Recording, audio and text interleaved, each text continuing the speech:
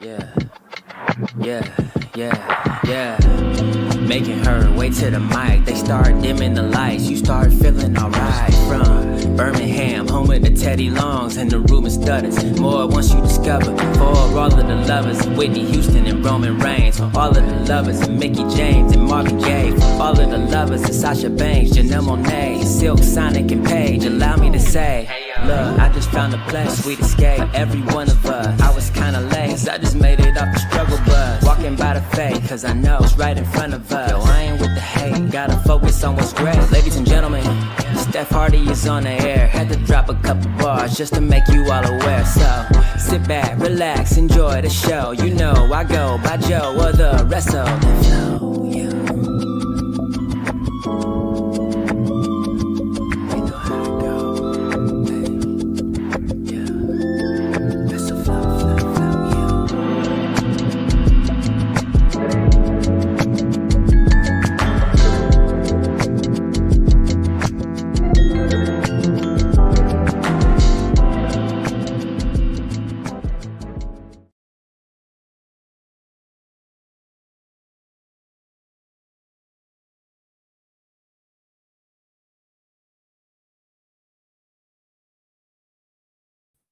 Not me realizing I was on mute just now, but either way, hey y'all, welcome to a new episode of the Hardy Wrestling Podcast with your girl Stephanie Hardy.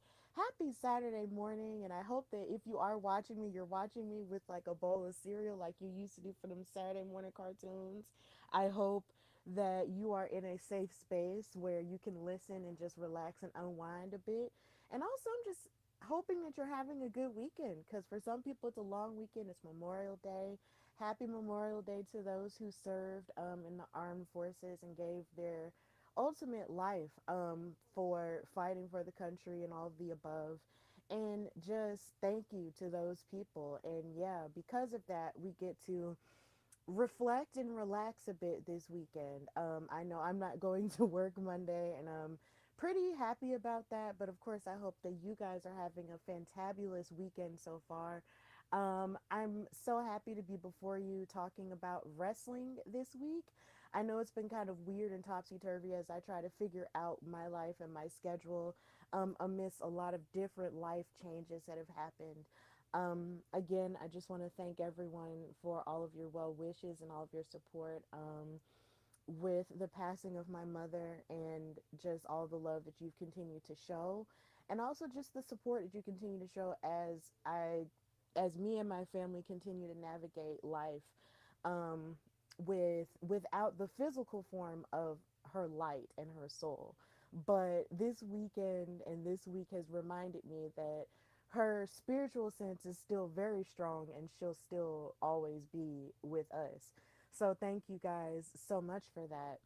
But of course, I wanted to come on here and talk about professional wrestling. There's so much going on this weekend. I know AEW's Double or Nothing is happening this weekend. I've seen lots of specials about Darby Allin, who is, of course, the current AEW World Champion. So big ups to him for that. He's got a big match coming up, and the women are all um, dealing with lots of big things. I'm so sad to see that Willow Nightingale had to relinquish the TBS championship, which she defended so honorably every week since she won it back. Um, I'm sad she had to give it up due to injury, but all I want is for her to heal up and be the very best version of herself. I'm still wondering when Mercedes Moné is going to come back to the ring. That could happen this weekend. It could not. However, I mean, however she wants to come back is however she wants to come back. But I miss my girl. I miss my goat. So hopefully, with Double or Nothing on the horizon, more big things and good things will happen in wrestling. But because I don't or am not able to watch AEW as much, I can't really give any predictions on it. I feel like that would do a disservice to those people over there to give predictions about a show that I'm not able to follow as much just due to life stuff. So, big ups to all the AEW fans. I just wanted to start there. But of course, tonight, we will be having Saturday night's main event in Fort Wayne, Indiana. And I do want to discuss a lot about that. Thank you to Jock for telling me that my audio was low. But now we're back. Hopefully, you guys can hear me. So, in the midst of everything, I'm very excited that on Peacock tonight we do have a amazingly stacked Saturday night's main event card, and it's stacked with lots of great women's action, and I'm so excited about that because on the last episode, me and Bianca were talking about how Io Sky versus Asuka was the only female match on the Backlash Tampa card. So I guess sort of in response to that, they gave us this Saturday night's main event that has mostly women on the card, and I'm super excited about that. So in giving my predictions about it, I do want to discuss and start with Sol Ruka versus Becky Lynch. At first, this week, they announced it as a non title match because Becky was like, oh no, you don't deserve to fight for this title just yet because I get to say so because I'm the greatest, blah, blah, blah, blah, blah, blah, blah. Y'all know the whole deal. Um, but basically, they announced it as a non title match, but then they made it a title match, but then they announced it as a non title match again. So as it stands right now, Sol Ruka versus Becky Lynch is not for the Women's Intercontinental Championship, even though I would love that it was because that would be a huge opportunity for Sol Ruka, for someone who has already made such a big splash, all puns intended, on the main roster. I am so excited for this amazingly talented black woman to have a chance like this. And she's not unfamiliar to Saturday night's main event because, of course, she did wrestle on the card for Saturday night's main event, which held John Cena's final match. And that was really incredible. She had a great match against Bayley. And I do believe she might have defeated Bayley, if I'm remembering correctly. So let's see if tonight she can possibly defeat another horsewoman. That would be amazing. So my prediction for this match is that I feel like Sol Ruka will defeat Becky Lynch, and it'll shake up Becky Lynch a little bit, but then I feel like that'll give Sol Ruka the gas enough to challenge her for the title. And this could lead to like a really big feud for her. So I'm predicting that Sol Ruka will win here, which will lead down the road to her getting a women's intercontinental title opportunity. But of course, Becky, you can't count out Becky's caginess. You can't count out her craziness and her desperation for wins. But she's more desperate when it comes to gold. So I feel like in this match she won't be as cagey, but at the same time, you just can't count out Becky Lynch when it comes to stuff like that. So my ultimate prediction is that Sol Ruka is going to win. Also, with more women's action, we have the team of Mommy Charlexa. I'm calling them Team Mommy Charlexa. That's Rhea Ripley, the women's champion, and Charlotte Flair and Alexa Bliss, going up against Team Baddie with Jade Cargill, Michin, and B Fab.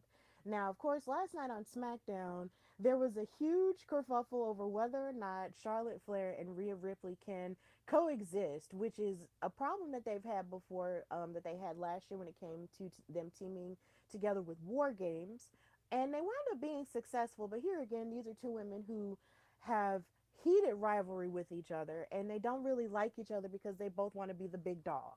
But you have Alexa Bliss, who's kind of playing peacekeeper between the two. Even to the point to where last night they fought in a tag team match against Fatal Influence, to which they wound up victorious, but not on the same page, the way that they should have been. But then the baddies came and attacked them, and Fatal Influence came and attacked them and just joined in as well. So, yeah, I feel that Jade Cargill and the baddies might win this match tonight simply because they seem to be more cohesive and more on one accord and on the same page than Team Mommy Charlexa. I know Charlotte and Alexa have more of a partnership that they've built up and a friendship that they've built up over the last year. But Rhea, of course, is very single minded and she has her mind on sort of destroying Jade Cargill and getting her out of the way so she can keep her championship. So, with that in mind, I really feel like Jade Cargill, Michin, and BFAB might wind up winning this match here and coming out on top, which of course feeds into the further narrative of Jade Cargill and Rhea's rematch at Clash in Italy that's coming up. So my ultimate prediction is that the baddies are going to win, and I will talk more about them a little bit later, but that's my prediction. The baddies are going to win. And then we have a women's tag team championship match between the fighting champions Brie Bella and Paige going up against the Irresistible Forces. We heard from Paige and Brie Bella last night in a segment. They weren't on the show, but something that I did love is the fact that they brought up their experience as a strength, whereas a lot of the opponents that they've been facing have been throwing shade at them for being old and calling them washed up has-beens and stuff like that. And I really hate that because, bro, why is it that I have to be washed up a washed up has-been just because I've been here longer than you? Like that really sucks. I hate that narrative. So I love the idea that Paige and Brie were like, look, yeah, we do have the experience. We have been here, and that is what's going to keep us together, and that's what's going to keep these tag team titles, around our waist. So they've defeated Judgment Day. Um, and they've defeated the Irresistible Forces before.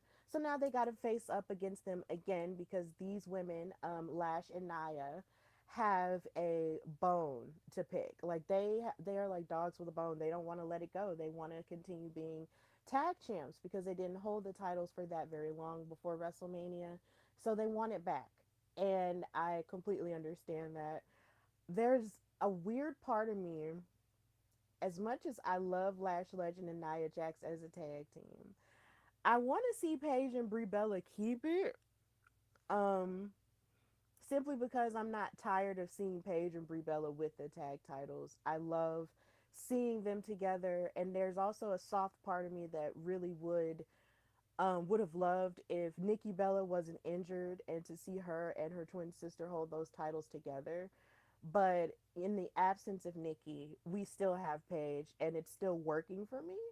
Um, so maybe I want Paige and Brie to keep them. I think I might want them to keep them. So I'm predicting that Paige and Brie Bella will retain against the Irresistible Forces again. Um, and for all we know, there could be more opponents on the horizon for them. But I'm not tired of seeing them with the titles. So I want Paige and Brie Bella to retain here. And as we move towards the male card, like I mentioned earlier, Saturday night's main event holds two men's matches. So we have Penta versus Ethan Page for the men's Intercontinental Championship. Ethan Page, since his debut, has been fairly strong for the most part, but considering he wasn't one of my faves in NXT, to begin with because I'm a babyface girl. I kind of just want to see him fail at all accounts. So I want Penta to keep the championship. I want him to retain. I'm predicting that Penta will retain the Intercontinental Championship. And ultimately, I want Penta and Javon Evans to go crazy for the title. Ethan Page has pretty much done a good job stating the sort of obvious fact that he should be the next in line for the IC title because he has the look, he has the ego, he has the blah. But I really just want Penta to keep it because there's just so much more uncharted territory that we need to get into with Penta. I want to see Penta versus Javon. I want to see, I mean, I could stand to see Penta versus Rey Mysterio again if he wanted to come back after WrestleMania and stuff like that. So, yeah, I'm predicting that Penta will retain the IC title, but I'm also predicting that Ethan Page will try and cheat. I feel like he will try and do something underhanded because that's just his forte. But Penta's going to keep it, and I'm still sort of excited about the possibilities of that. And finally, this is actually the most intriguing men's match on the Saturday night's main event card tonight for me. And it's the Vision versus the Street Profits for the World Tag Team Championships. Now, of course, it's been a minute since we've seen the Street Profits fight for gold because they've been sort of out with their families and keeping babies hidden and private and all of the above. And congrats to them for growing their families or whatnot, even though I miss Bianca Belair. It's okay because she's doing a great thing. She's becoming a mother, which is beautiful. Um, it's good to see Montez Ford and Angelo Dawkins again. I've missed them a lot. So to see a tag team like this that's highly decorated going up against Logan Paul and Austin Theory, it's going to be a good match, but I just can't help but feel that there are going to be two factors that are going to play into the result of this match. Number one, you cannot underestimate the vision and their ability to cheat using the numbers game because, of course, you have Braun Breaker in there. Um, but then on the side of the Street Profits, you have Seth Rollins in there, who is also who has his beef with the Vision and trying to tear them apart. And those two factors right there could feed into whether or not the Vision or the Street Profits could win the titles. And then on top of that, you have the third X factor of Angelo Dawkins and Montez Ford possibly not being on the same page. And I'm going to talk more about it when I get into what I liked in wrestling this week. But there's something troubling in the waters of the Street Profits because Montez does not like the fact that Angelo is getting wrapped up in the business of Seth Rollins and the Vision. He doesn't like Seth Rollins. They've been beefing. They've been getting into it. So with them getting into it, it makes me wonder, like, and with also him taking the bullet for Angela with Braun Breaker's spear, it's just making me wonder, like, are they even truly on the same page? Are they, can they be locked in tonight? There's a lot of different factors surrounding this, and depending on how it goes tonight, with it, I just can't. I'm really excited and very intrigued to see how it turns out. Oh, in my heart of hearts, I would love it if the Street Profits won the tag titles. But I'm really feeling like the Vision might retain somehow. The Vision are going to retain the tag titles somehow. And it might lead to the end of the Street Profits. And it makes me sad to say, but oh my God, I don't know. I don't want this to happen, but I really feel like it might. And it's just going to hurt my feelings all the while. But either way, I just feel like that's what's going to happen. I feel like the Vision are going to retain the World Tag Team Championships, and the Street Profits are going to be in trouble or in limbo. But it makes me sad to say. But I'm still excited about the Saturday night's main event card as a whole. I love that it's mostly a female card. It's low key giving Shawn Michaels had the pin um from NXT because that just, it's very rare that that happens with the Saturday night's main event. So I'm really excited about it. So yeah, it comes on tonight on Peacock. Do not look for it on NBC television. It's going to be on the Peacock app, so you can stream it there. And of course, maybe you can watch it elsewhere, maybe on Netflix. I'm not sure if you're international or whatever. But Saturday night's main event comes on tonight on Peacock at 8 Eastern, 7 Central, 5 Pacific. And it's going to be fun. It's going to be cool. So, yeah, those are all of my predictions for Saturday night's main event. And we're going to get into we're gonna get into we're gonna get into we're gonna get into what I liked in wrestling this week, and it was a lot. So we're gonna start with Raw, and I have to, in talking about their upcoming match tonight, I love that on Raw that Sol Ruka did not back down from Becky Lynch at all. Because, of course, since Sol Ruka has been making her way on the main roster, she's having these different matches and she's having these different segments backstage. And her match against Io Sky was fantastic. Um, and it was really good. And she was just talking about, making waves backstage and making waves on Raw.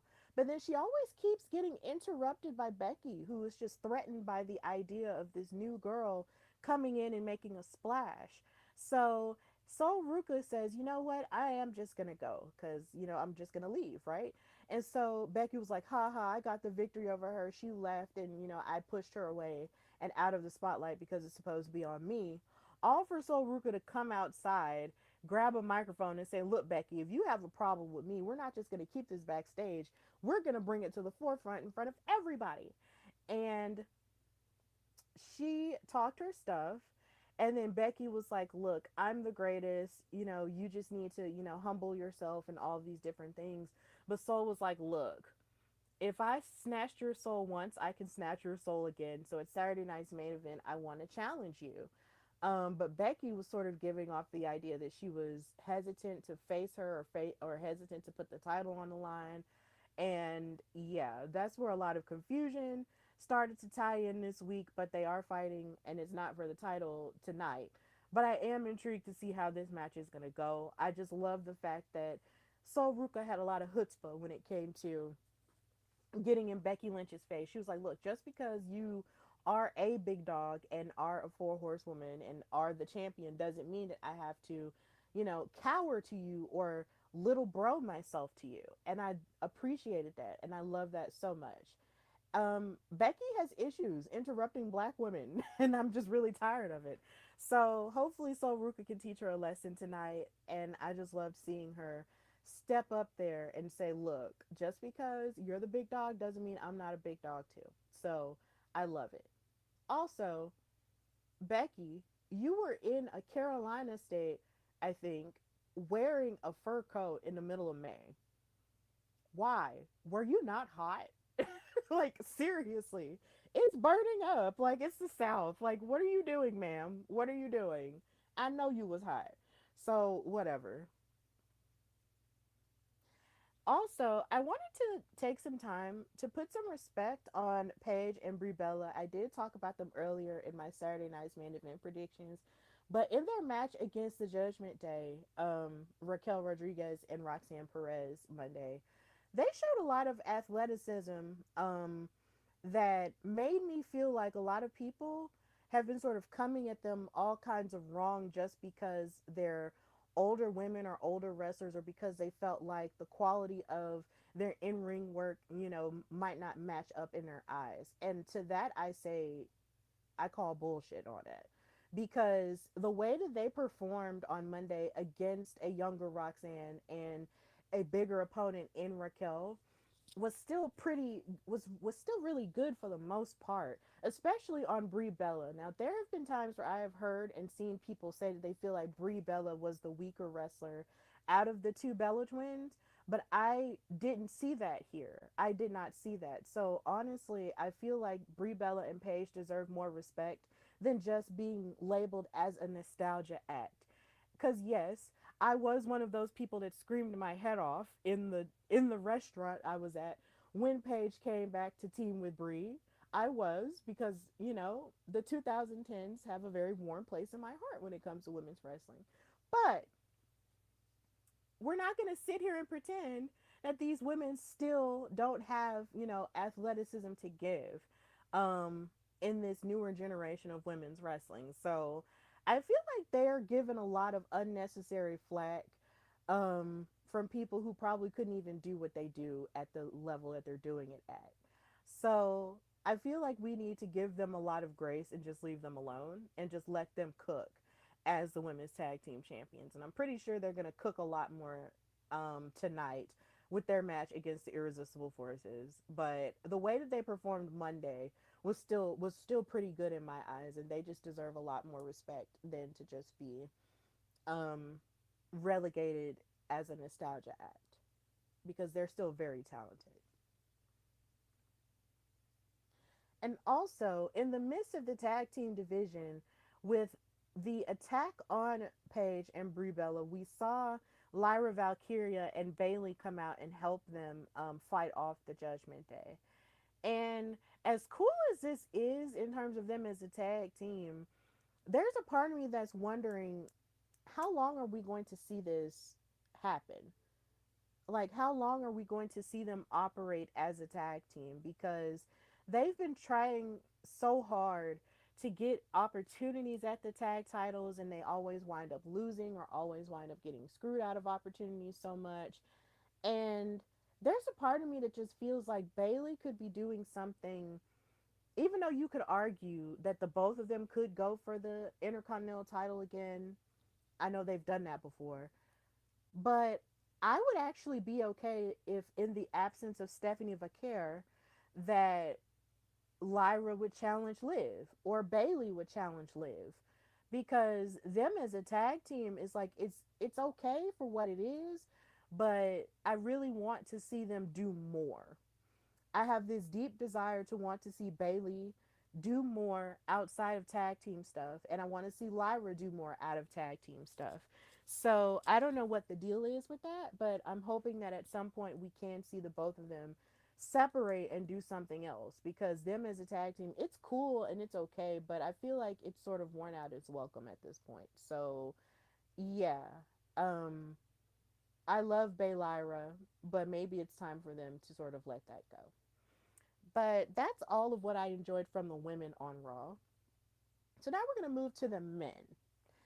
And when I say that this Bloodline 2.0 segment had me by the throat, no pun intended, it really had me by the throat. So Jacob Fatu and Roman Reigns are continuing their beef for the World Heavyweight Championship. And of course, the Usos are trying to like talk Jacob out of it, trying to say, look, you need to just mind your own business and stay out of it and all of the above. But Jacob's like, no, I want to be the champion and I want to step up and be the top guy for the family now and, you know, feed my family because y'all kind of left me high and dry when I got in trouble and when we fell on hard times. So I want to get my lick back by taking the title from Roman. But the thing about the Usos is like they were trying to play, you know, peacemaker while also crashing out, and then they start beating up on Jacob, and then Roman, and then when Jacob finally like gives them the Tongan death grip and chokes them out, that's when Roman Reigns finally comes out, and then they all jump him. But the part that really gagged me was when they took Jacob and tied him up in the ropes and proceeded to attack him, I believe with a chair and beat up on him with their fists and everything. And it was definitely giving what they used to do to Kevin Owens back in the day during the pandemic, during like the height of the first initial bloodline run. And it was so crazy to see them do that to someone who they were related to. It was nuts. It was just so nuts for me. I was just like, oh my God, like this is definitely giving Bloodline 1.0. And in the midst of this, after Jacob was recovering from his beatdown, somehow or another, he finds the wherewithal to grab a microphone and say, look, Roman, I want to fight you in tribal combat. And because it's tribal combat and because they have that Samoan dynasty understanding, Roman accepted. So now at Clash in Italy, we will be seeing Jacob Fatu versus Roman Reigns in a tribal combat match for the World Heavyweight title. And I'm excited about this. There have only been two tribal combat matches in which Roman Reigns have come out victorious in both of them. So we will see what happens there. But it's getting really intense on the bloodline side, and I wouldn't mind if Jacob won, but here again, you can't fight against someone who has been undefeated in these matches before. So I don't know, but it was just wild to see them turn on their blood like that and just snatch him up and tie him up as if he wasn't family. So crazy work. Crazy work.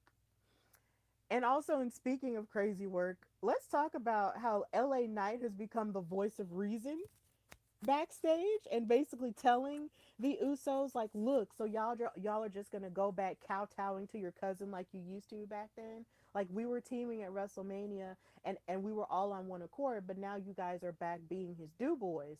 And that's not what he said. I'm only paraphrasing. But he basically got in the Usos face and told them, look, y'all are really like y'all are not who I thought y'all were. Y'all are just running back to your cousin to do his dirty work. But then he effed around and called the Ula Fala the Ufa Lafa. And I don't know if it was by accident or if it was something he did on purpose, but it was so funny to me. And then apparently it was really funny to Jay because he kept having to turn around and hide his smile because he was cracking up on camera and I was cracking up too because I was just like, bro, what is a oofalafa? Like, what is that, babe? Um, it was hilarious. Then on top of that, it reminded me of how my mom in the off moments she would watch wrestling and she would see Roman Reigns come out there with the Ula Fala. She would, and this is no disrespect, no disrespect to this culture, none at all. But she would call them peppers. And I would have to tell mom, like, Mom, no, those aren't peppers. That's an Ula Fala. But she was like, but they look like peppers though. And I would be like, but Mom, stop. I'm like, Mom, stop it. No, those aren't what those are not peppers. That's the Ula Fala, okay? So that's just what that reminded me of, and it just made me smile. It made me think about my mama. Um and it just made me laugh to hear him say that. Malcolm on Facebook, in the comments, thank you for watching and thank you for being a supporter always. Um so yeah, this was really funny. I love this segment, and I love that LA Knight at this point is he's like, look, all bets are off. If y'all want to be back with your cousin, fine. But if I'm gonna have to take down the bloodline myself and get me an opportunity at that title, then that's what I'm gonna do. Yeah, cool stuff. Cool stuff. But children, it's the Ula Fala and not the Ufalafa. Also, here again, like I mentioned on Saturday night during my predictions for Saturday night's main event, Seth Rollins and Montez Ford don't like each other. And then, of course, you have Montez who kind of got in Angelo's face and was like, look, bro, like, I really need you to focus and stay out of their business. And for what it's worth, Montez does have a point. He was just like, look, if we're going to get these tag titles back, we really do need to lock in. But then you can't, but there's a part of me that also feels like you can't have an upper hand on the vision and not use the help of Seth Rollins because he has an active beef with them. So I get where Montez is coming from, but I feel like both Montez and Seth Rollins are going to have to put their pride to the side and work together in order to dismantle the vision and their dominance over the tag division and just their dominance over Seth Rollins' life as a whole. They're gonna have to figure out how to work together because if not, they're just gonna eat each other alive. I feel like Montez wants to kill Seth, and I feel like deep down inside, we might see a side of Montez that might want to kill Angelo. I don't know. It's really tense over here. Like, you can cut the tension with a knife, it's a tension cake when it comes to Seth Rollins and the Street Profits. And it's so sad because they just got back. Like, we just got them back, and we're seeing them like have issues, and it's just like, god dang it, what the heck is going on? But if this is how we're going to get a singles run out of Montez, and if this is how we're going to get a singles match out of Seth and Montez, then I'm all for it. But oh god, it is very painful to witness. It really is.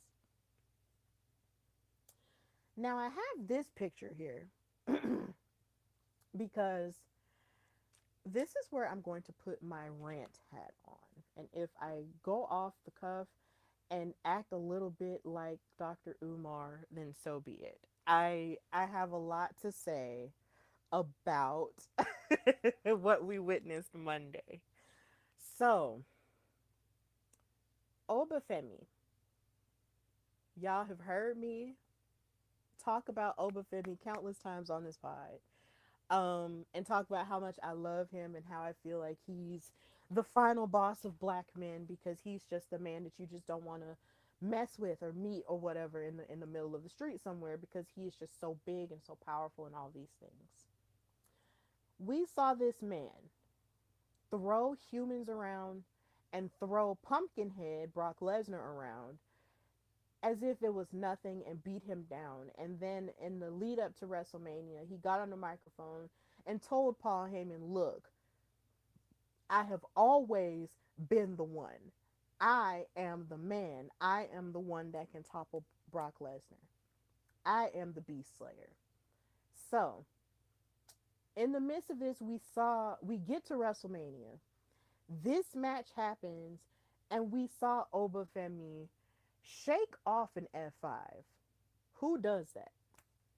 Literally get up from the F5 like it didn't happen, shake it off, and hit this man with a fall from grace and beats him.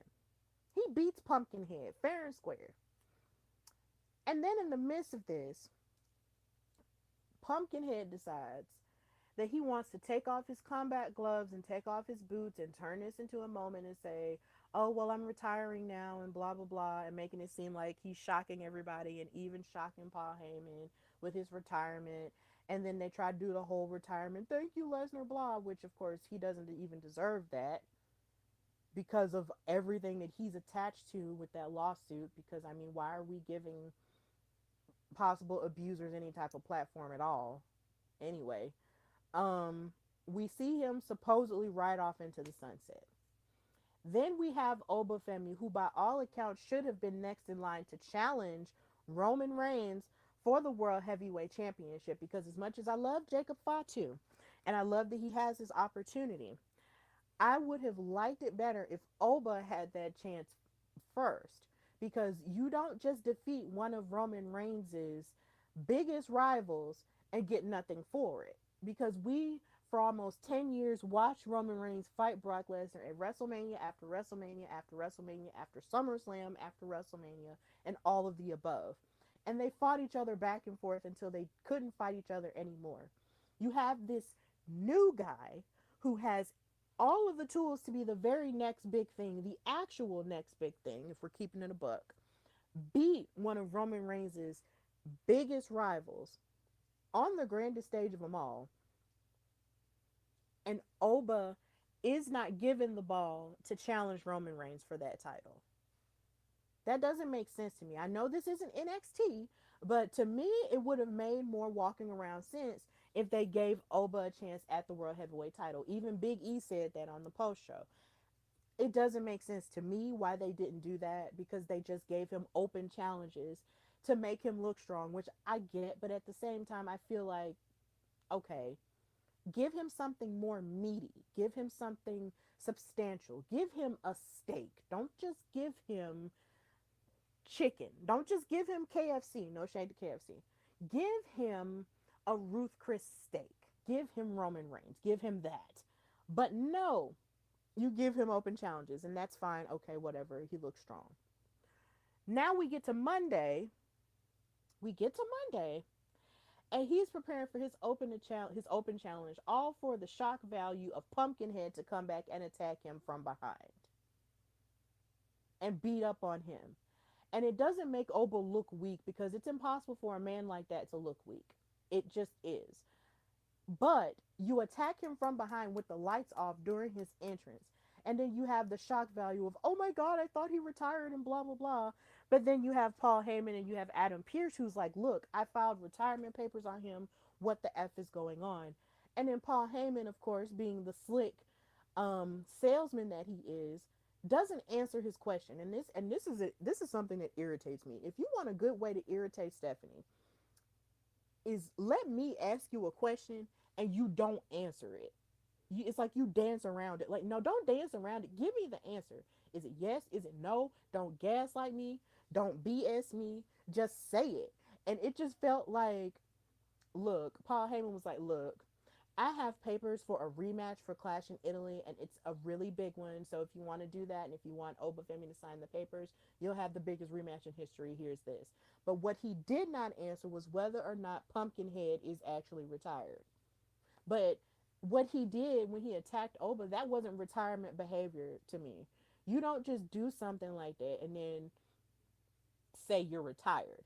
Also, it's it's sacred. It's sacred and it's old school, and I know this because my dad taught me this. It's sacred that when you leave your boots in the ring, that's you letting it go. That's you retiring. So what is it going to mean if a wrestler after this point is going to retire and then they leave their boots in the ring? It's almost like it's almost like it's not meaning as much anymore. Because do you actually mean it? Are you actually leaving your boots in the ring? Are you actually retiring, or are you just doing this for a stunt? That's really what it gave to me when Brock did that. It's like you did that for a stunt, all to come back for the shock value. And yes, you can argue that there really isn't anybody else for Oba to face at this point. But I really feel like if they had just not given Jacob the opportunity to fight Roman so quickly, then Oba would have had his next big thing to do. But this is where we're at, and I hated it. I hated it when it happened because I'm just like, what are you doing here? I thought we were finished with you. I thought we established that Oba was the actual next big thing now. I thought you, I thought we were finished with you. I thought I wouldn't have to see your sex pest ass again.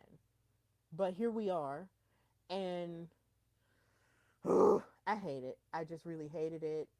They don't need him. He doesn't have to be there. Can he just go away? Please? I guess not. But whatever.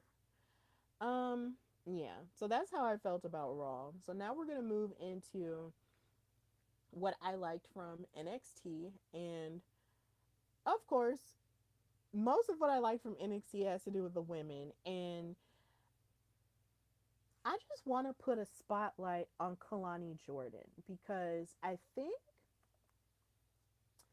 there is a level of comfortability that people are having with underestimating her. And I'm tired of it, and it's abundantly clear that from a character standpoint that Kalani Jordan is tired of it as well. But I'm going to combine my feelings of real life and watching it in real time along with what's happening within the story with what's going on with Kalani Jordan. Kalani Jordan main evented NXT last Tuesday, not this past Tuesday, but the Tuesday before, with Kendall Gray. And Kendall Gray, by all accounts, is an amazing, amazing wrestler. And she's very gifted for someone as young as she is. Um, she was fighting, from all the research I've done, when she was wrestling in high school, she was fighting men, she was fighting boys, and she is really good. And she's gotten really good really fast.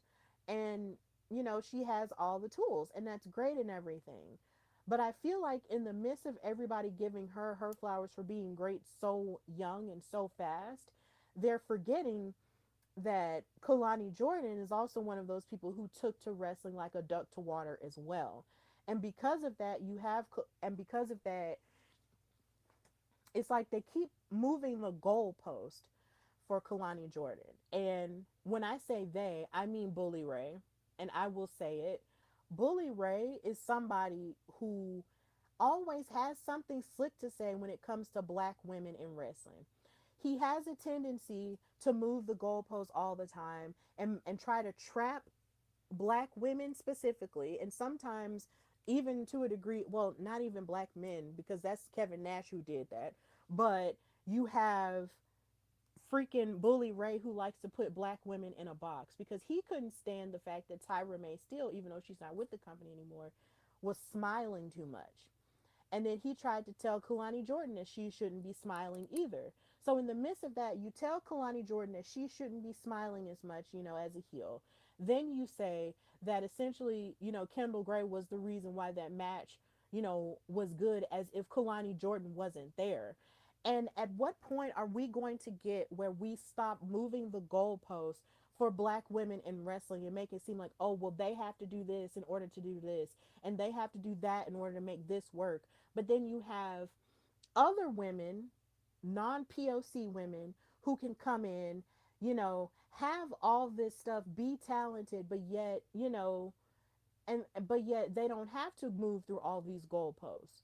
It's annoying and it's ridiculous. Like, why is it that we always, it's like black women in every sense of the word, in every industry, we have a tendency to outperform everybody because we have to. We have to do twice as much to get half as much recognition, even a third of the recognition that our counterparts get. And in professional wrestling, it just always seems as if you might be athletically sound, but you're lacking here. You might have the personality, but you're lacking in this. You might have this, but you're lacking in the look. Like, there's always a white man somewhere with a microphone trying to tell black women what they lack in, and it's pissing me off, and I'm tired of it. I'm tired of it because, by all accounts, Kalani Jordan has won more championships than Kendall Gray. Kendall Gray has only been the Evolve Women's Champion, and she was the second one after Callie Armstrong. And she was given the opportunity to give that title up and relinquish it whereas Callie had to just, lose the title or whatever, and we didn't even see her on NXT television that much with that Evolve Women's title the way that we did Kendall Gray, which was a problem. Like, I hated that. I was like, how come we're not seeing Callie Armstrong on NXT television with the Evolve title the way that we kept seeing Kendall Gray with it? It was annoying to me. It was something that kind of irritated me, and it was very off putting. So it's just kind of like, at what point are we going to stop moving the goalposts for black women who constantly show up and constantly do the work?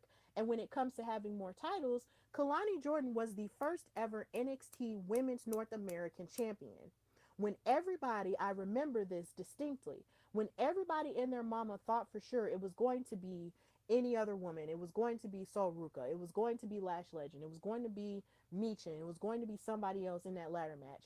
I stood on business and said that Kalani Jordan was going to be the first ever champion. I predicted that, and it happened. Kalani Jordan has also won the TNA Knockouts Championship. And yeah, this triggered her heel turn, in a sense. But yeah, she has won more titles and proven herself a lot more. She has the reps in on NXT.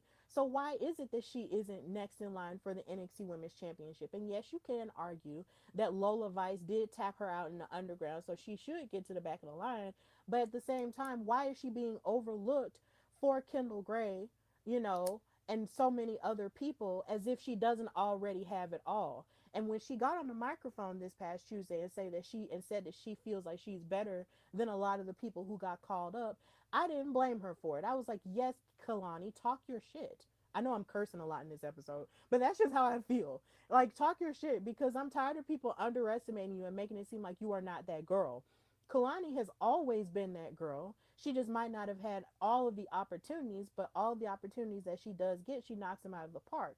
And we have got to stop underestimating her, and we have got to stop underestimating black women and making it seem like they're missing all these things, when in actuality the truth is these people who are pundits and critics are just mad, that are just not used to black women having it all, so they have to find something to pick apart. And that's just the truth of it.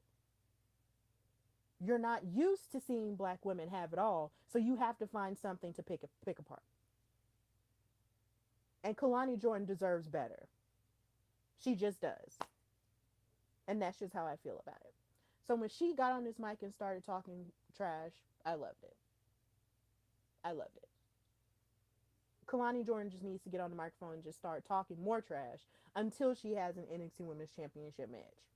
And if she is the black woman that's going to finally break the drought of black women winning the NXT Women's Championship, then so be it. Because she has been too good for too long, and we're just not going to brush past it. We're just not, and I'm tired of it. I'm done. I'm finished with my rant. Yeah. And then, speaking of more black women on NXT, we saw Layla Diggs get into it with Jada Parker. And Jada Parker here lately has been getting into it with Natty, who had a lot to say about her on Busted Open and everything. But Jada has been really angry, and she has this chip on her shoulder because here lately she's been talking a lot, but not truly backing it up in the way that she would want. And then you have Layla Diggs back there, who's standing up for herself against Jada. And she was like, look, as much mouth as you got, I got it too. But if you want to settle in the ring, we can do that. So now we have this match happening Tuesday, and I'm intrigued by it because from what I've seen Layla Diggs do on Evolve, Miss Ma'am is going to be a problem. I'm really excited about it.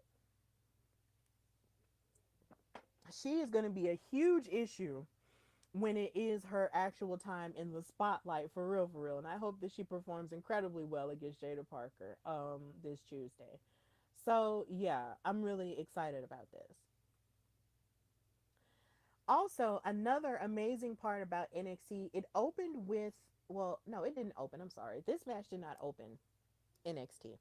But you could argue that it could have main evented because Tatum Paxley and Lizzie Rain kicked all kinds of ass in their match for the NXT Women's North American title.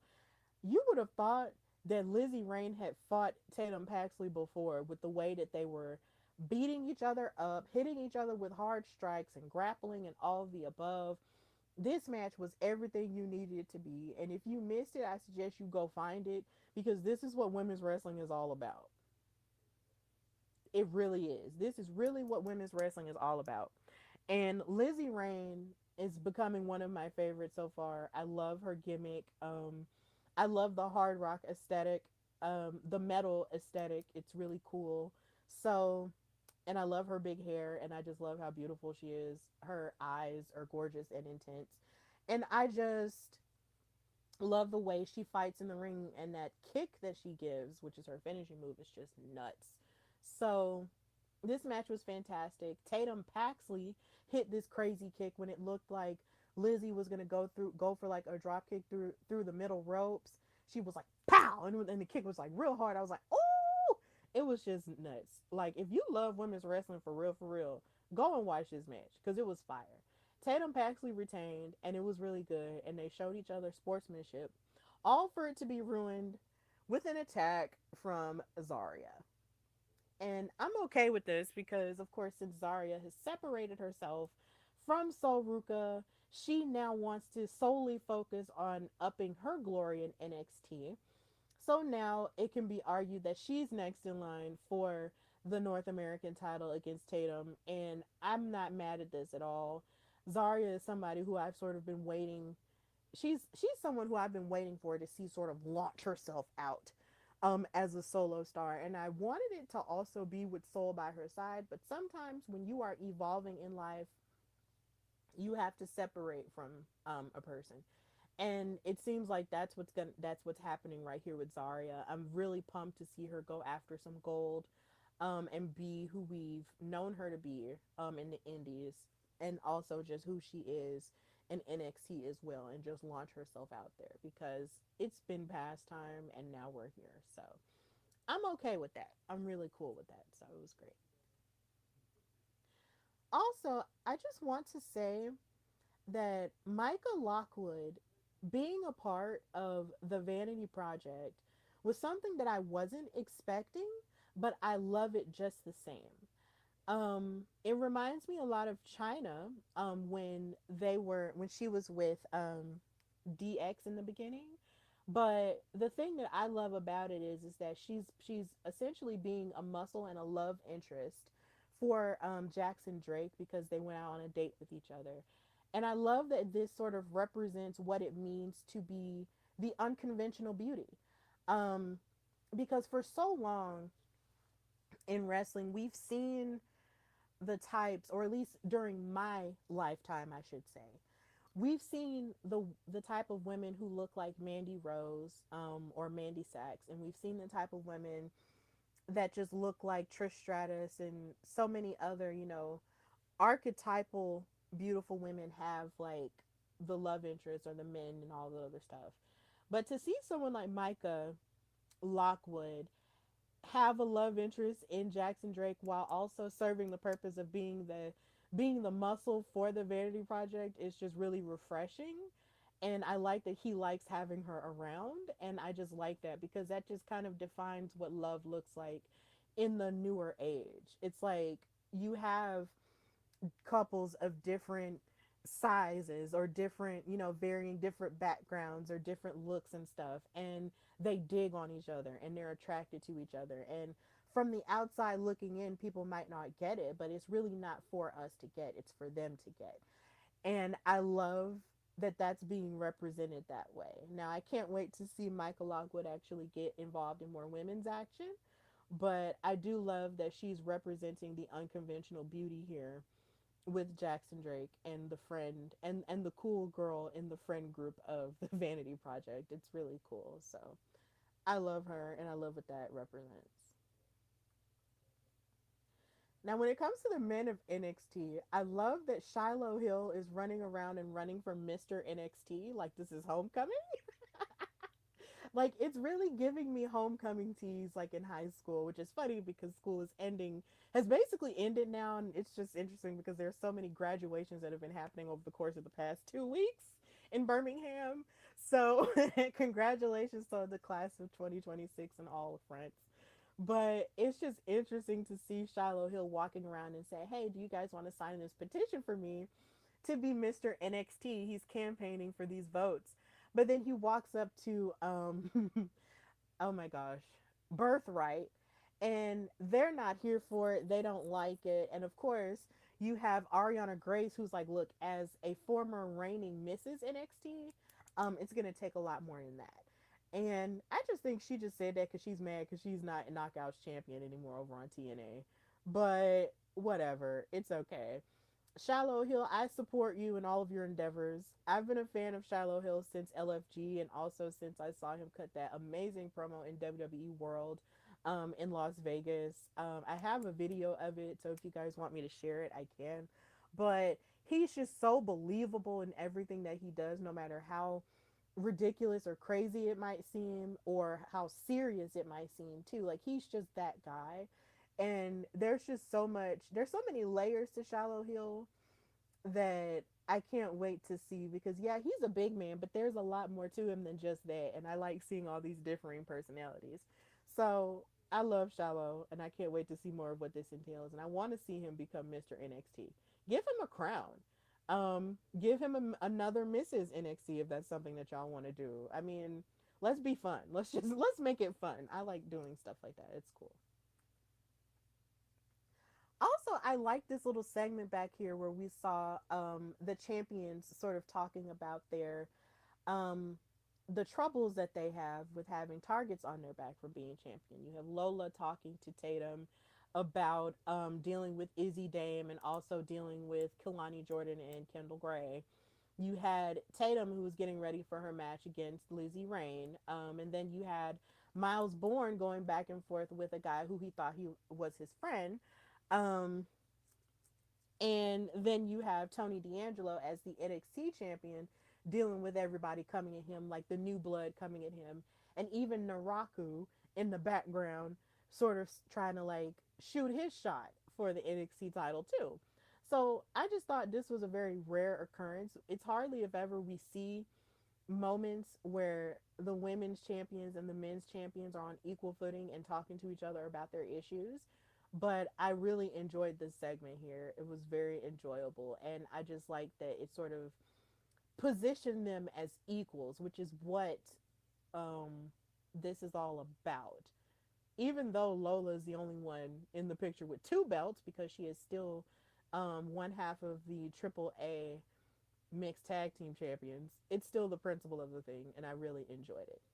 Also, and speaking of Naraku trying to shoot his shot, I want to send a congratulations to him and our genius of the sky, Io Sky, making their marriage public Tokyo news and also public news for us because they took these amazing photos of they took these amazing professional photos of them dressed up in wedding garb. He had on this amazing tuxedo, and Io Sky had on this amazing wedding dress, and she just looked so beautiful. She made such a gorgeous bride. They looked like they're so in love with each other, even though, of course, Naraku was up there. He was smiling, but he was playing it cool, kind of being the opposite to Io Sky's bubbliness that we know her for and everything, but they seemed genuinely happy. So I love that they had a whole press conference talking about their marriage and just everything that they love about each other. It was so sweet. So congratulations to them. Funny enough, before this announcement came out, well, actually, yeah, before this announcement came out, I thought they were already married because I remember when it became then when their relationship became public, and I could have swore I saw something saying that they were married, but as it turns out, they weren't. So they've recently gotten married. So big ups to them.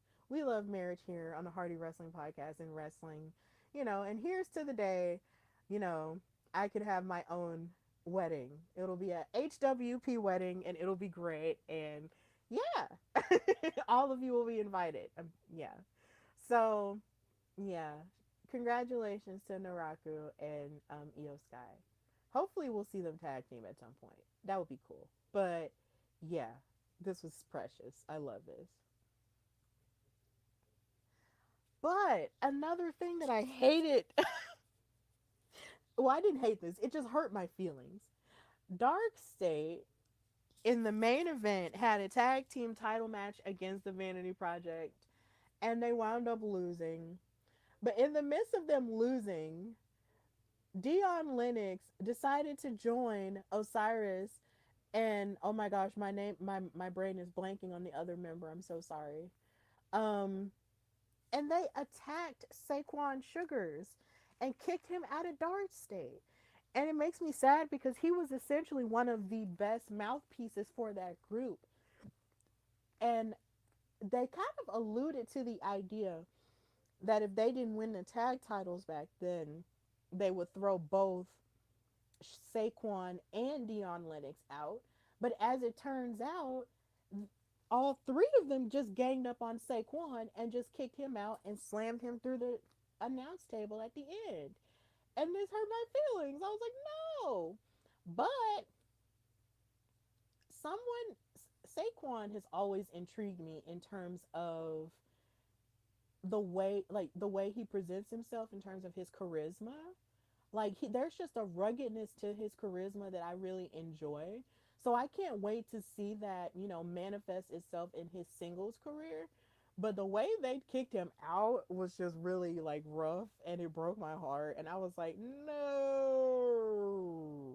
But yeah, it's kick out season, it's crash out season, it's table season. All the tension is just boiling over. So Saquon is out of Dark State, and now no one's really safe because you have these three men going around being crazy. So there's no telling what'll happen now. But Saquon, I'm gonna need for you to get your lick back, hun, cause it's time. And that's all of what I enjoyed from NXT. So now we're gonna move into SmackDown last night. And when I say I love I love the dynamic of Alexa Bliss being peacekeeper between Charlotte Flair and the women's champion Rhea Ripley when it comes to their trio team. Because every time she has to fuss at them, it reminds me of, here again, it reminds me of how a mother would calm down two siblings, and basically how my mom would sometimes have to calm me and my sister down whenever we would get into things, or or just do too much. And my mom would just say, look, both of y'all stop it. And that's essentially what Alexa Bliss gives when it comes to her. It's like she's sort of parenting Rhea and parenting Charlotte and telling them, look, y'all need to get along. I understand that the both of y'all want to be, big dogs, but for the sake of neutralizing fatal influence and for the sake of neutralizing the baddies, y'all gonna have to put all that to the side. But one thing that I did love, I want to hold space for, is Charlotte Flair. Her outfits, and I've said this before, but it bears repeating because I'll never get tired of talking about it. Charlotte Flair's blue outfit here was eating. It gave me everything it needed to give. It was so cute. It was so amazing. Her body was tea. Her makeup was tea. Her hair was tea. Like everything about her streetwear is giving me everything I need to survive. Like, ma'am, it's so cute. Everything she wears is just so amazing. And it's just like, man, if I could just stop eating fries, I could wear outfits like that. Or actually, I feel like I could probably just start wearing outfits like that as a whole anyway and just stop worrying about my insecurities. But either way, Charlotte looked amazing last night. And also, I just love all the blue that they had on display because they were in Lexington, Kentucky, which is a second home of mine, in terms of Berea, because that's where I graduated from. But it's 30 minutes from Lexington. But either way, I had a friend there. Shout out to Braden, who I graduated with. He was at the show too. So, just all the blue on display was just really amazing. And Charlotte looked incredible here in this outfit. And then she also looked incredible with her gear. It looked so amazing. I know it's sort of like a variation of the butterfly top girl outfit that was designed for her, with the which had the design that was inspired by Scarlett, her friend, the little girl who they had a special on during Backlash Tampa, that she's bonded with. This outfit was amazing. It's very Lisa Frank. And I love all the colors. It's just so beautiful. I just love anything that's just colorful. We've seen Charlotte be so regal with a lot of her color choices, but now she's choosing a lot of brighter colors, and it's wonderful on her. It looks stunning, and I will just never get over how stunning she looks every single week. I mean, just every week, just slaying us with look after look after look. And I want to throw shade at Wade Barrett because he wanted to say that Charlotte's gear should be illegal because of all the colors and how it blinds people. And I'm just like, sir, be quiet. You do not ban bright colors. You're trying to make life boring, and that's not what life is about, okay? Sometimes you need to put on an orange. Sometimes you need to put on a pink.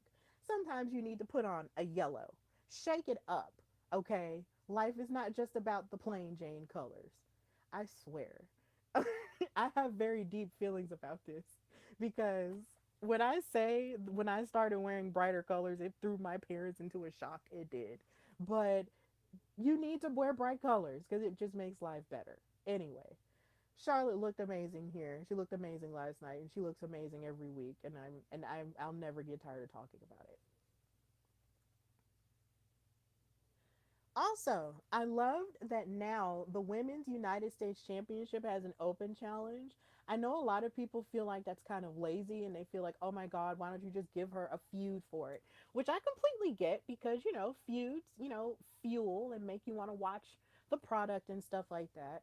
But for me, I feel like since SmackDown has always historically been the wrestling workhorse show, having open challenges isn't as bad for me. So the women having an open challenge for this US title, if it allows us to see the title get defended on a more consistent basis, then I am all for it because for a while we weren't seeing it being defended as much. So I'm happy that they have an open challenge just like the men would have. And considering Trick is the champion and he's not doing open challenges anymore, it's okay to pass it off for the women's United States title. So Tiffany fought against Lash Legend, who has a tag team title match tonight. I thought this was really cool. For a second, I thought it was going to be Nia Jax, which would revisit their whole rivalry from 2 years ago. But it was Lash, and it was very refreshing to see Lash fight for singles gold. This match was pretty good, barring outside of the shenanigans. But then you have Chelsea Green, who's sort of coming out and or at least trying to align herself with Tiffany and the United States Championship. But I feel like to a degree, Chelsea's kind of lost here because she doesn't have her secret Hervis anymore because Alba sadly was let go and Piper is still out with injury. So, and she doesn't have the title anymore. So it's just like, oh my God, what am I going to do? And Tiffany just doesn't seem too excited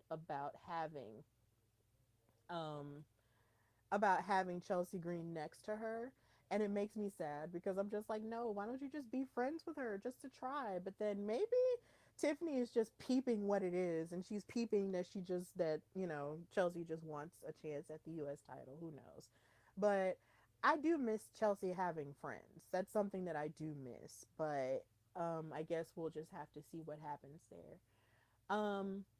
Something else involving Chelsea was the fact that we saw her have a beautiful and glamorous interaction with the debuting Blake Monroe, who introduced herself to Chelsea, but then when Chelsea like shook her hand and she was like, "Yeah, I'm Chelsea Green," Blake Monroe was like, "Yes, I saw you out there, and let me just say, I wish I hadn't." And I was like, "Ooh." She said that with the viciousness of Miranda Priestley in The Devil Wears Prada.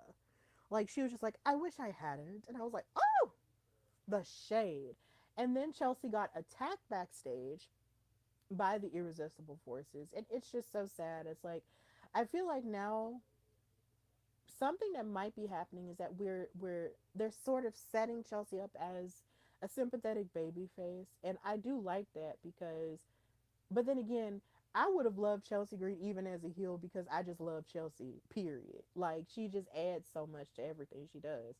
But if this is a way for them to rise up her ranking, then I'm definitely okay with that because somebody on WWE Unreal, Michael P.S. Hayes, tried to say that she would never be like a world champion somehow.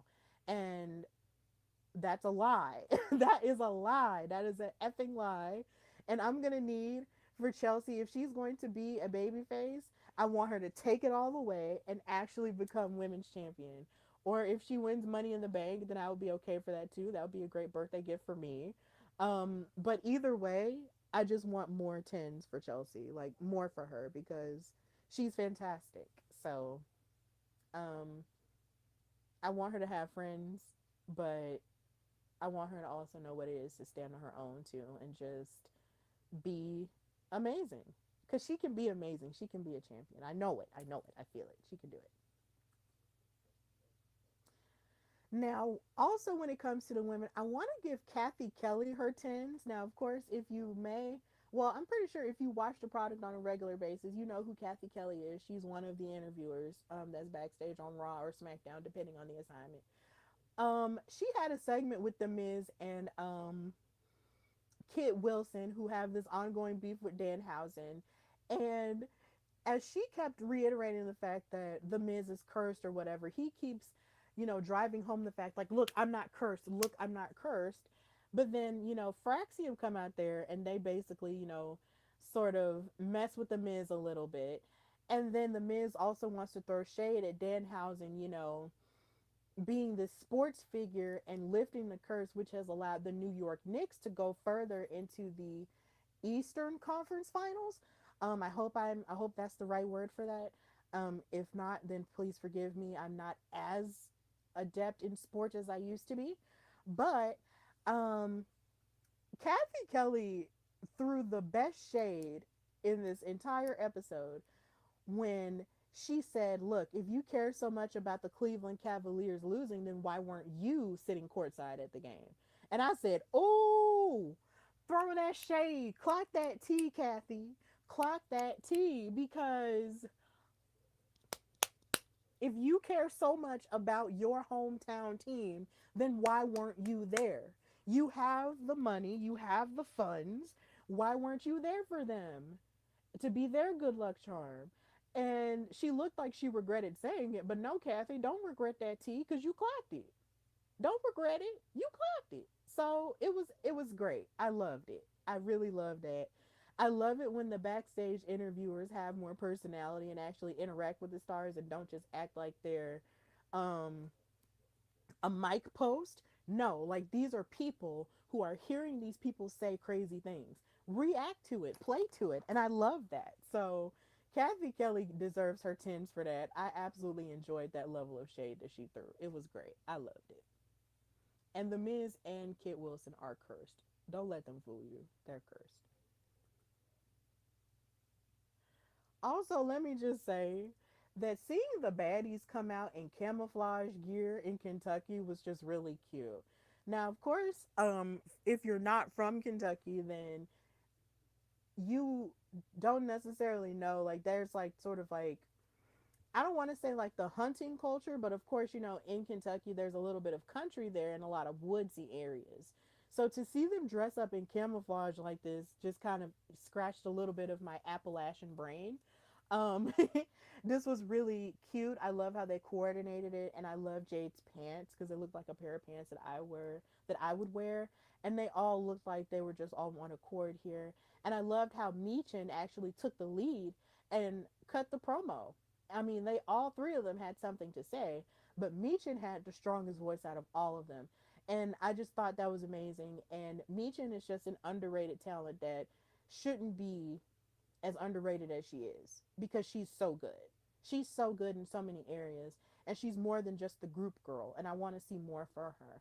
But I as long as she's a baddie, she's not in a bad spot here at all.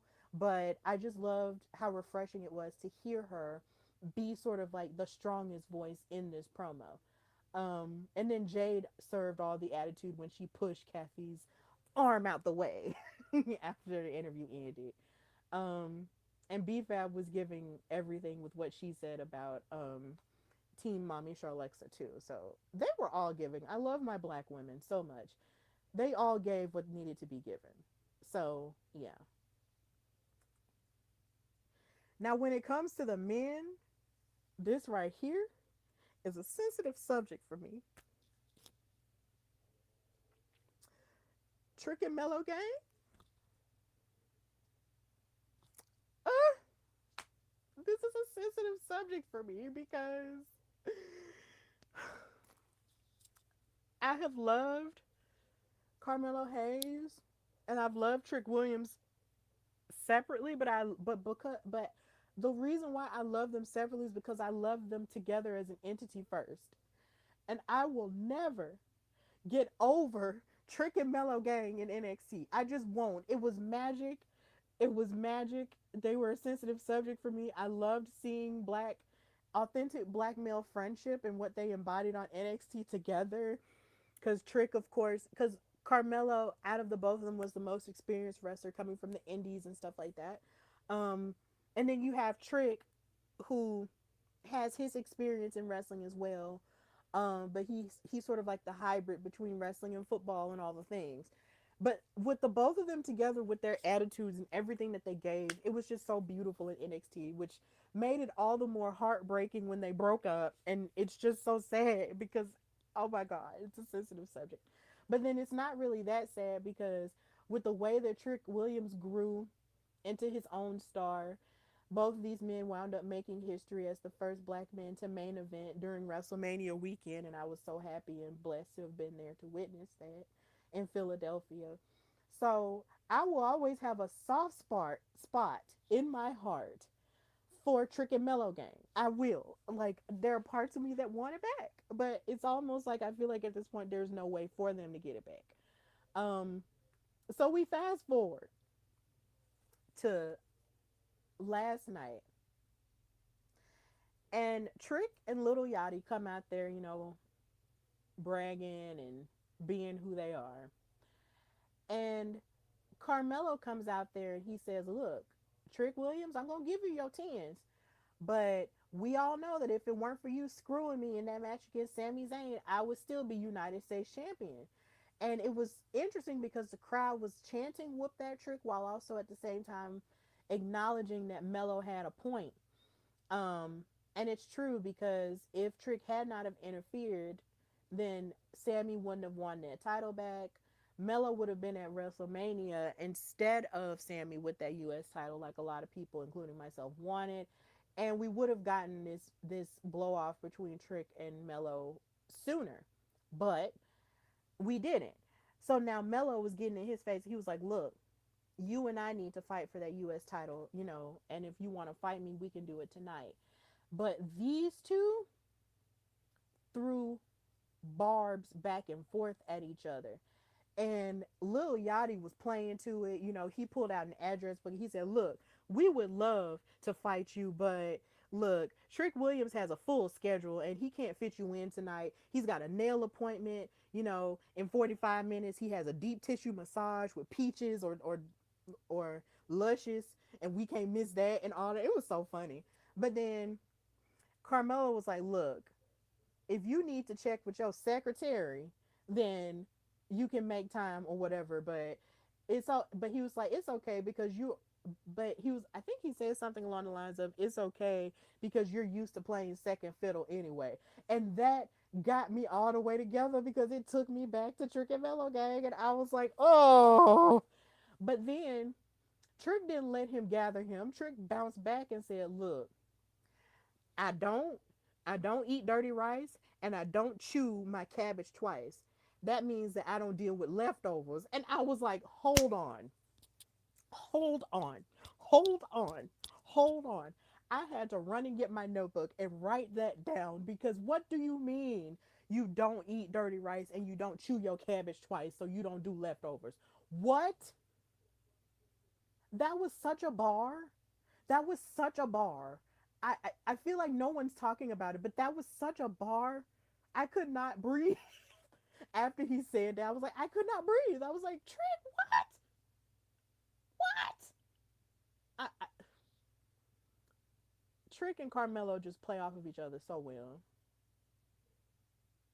And I'm going to need for this rivalry to keep going because I know Ricky Saints got into the thick of things and Carmelo didn't like it and he slapped the taste out of his mouth for it. And my Gambit done bit off more than he can chew. But I'm gonna need for Carmelo to stay in the orbit of that United States Championship, because the way that they were throwing shade at each other on the microphone was just absolutely nuts.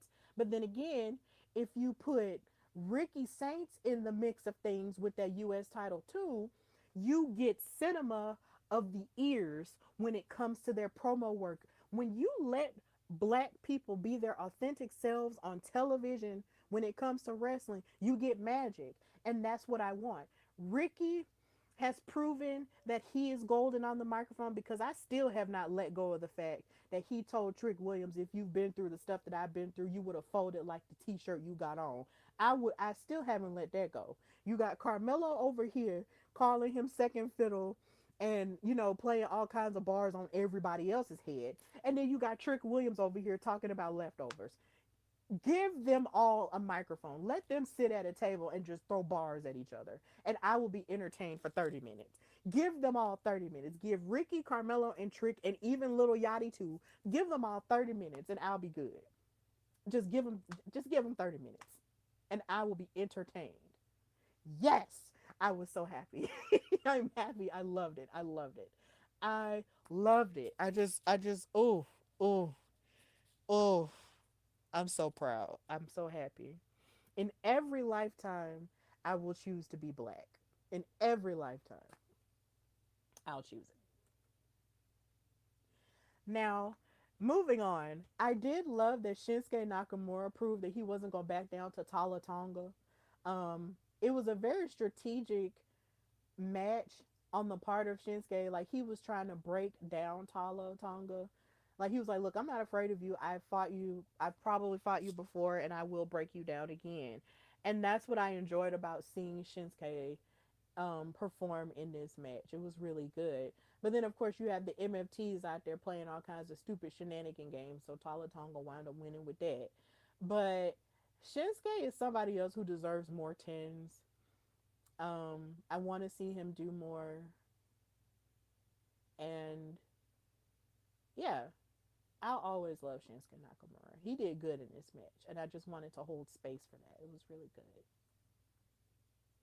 But then you had the attack that happened afterward with freaking Solo doing too much, and then you had Tama Tonga who wanted to stop him low key, but then he started attacking Shinsuke himself, and he was like, "Yeah, yeah, do it."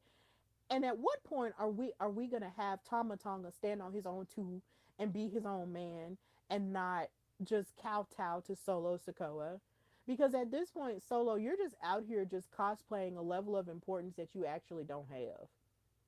It's like, yeah, you separated from Roman and them, but what type of points are you even trying to prove? You're not even trying to be on an equal level of the bloodline at this point. So what is the point of this anymore? There is no point.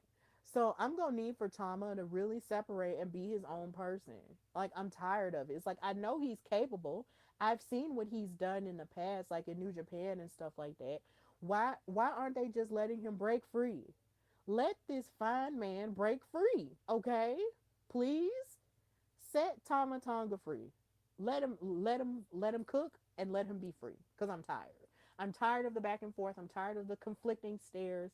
I'm tired of him talking to Shinsuke behind, Solo's back and everything. I want Tama Tonga to break free. Please set him free.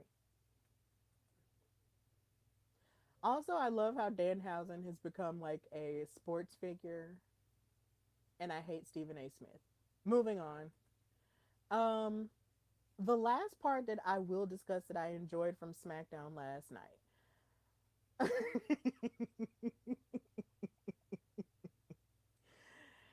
is the fact that Sami Zayn has been crashing out ever since he lost the United States Championship at Backlash and also at WrestleMania. And he's been going backstage, slapping water bottles, just being angry and stuff. And so he finds Nick Aldis, the general manager of SmackDown, backstage. He said, look, I've been texting you and I've been blowing you up all night because I feel like I'm entitled to have a spot on the card tonight. Like, how come I don't have a match? And Nick Aldis was telling him, look, it's not that simple. It's not anything personal. It's just business. But then Sami Zayn, you know, saw Cody Rhodes in the office before and then saw him leave after, and he was trying to, apologize to him and whatever. But then Cody was telling him, like, look, okay, whatever, bye.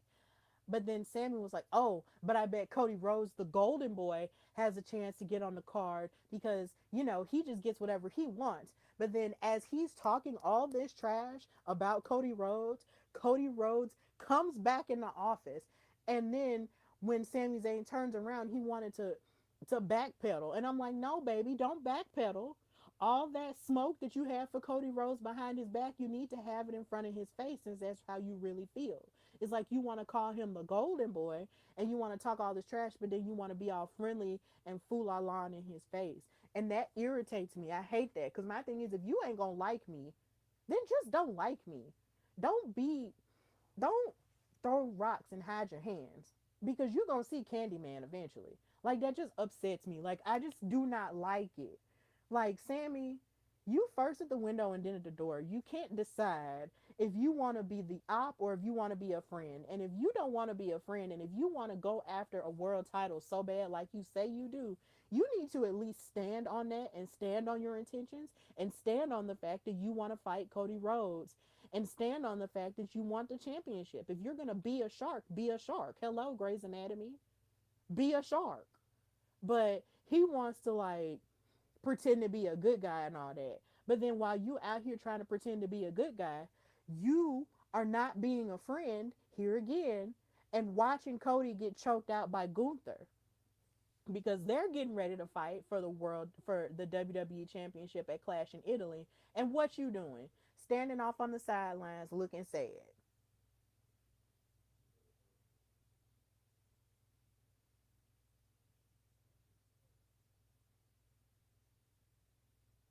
The the script writes itself. Like, you are literally a victim of your own mediocrity at this point. It's like, you keep saying you want a chance at the world championship.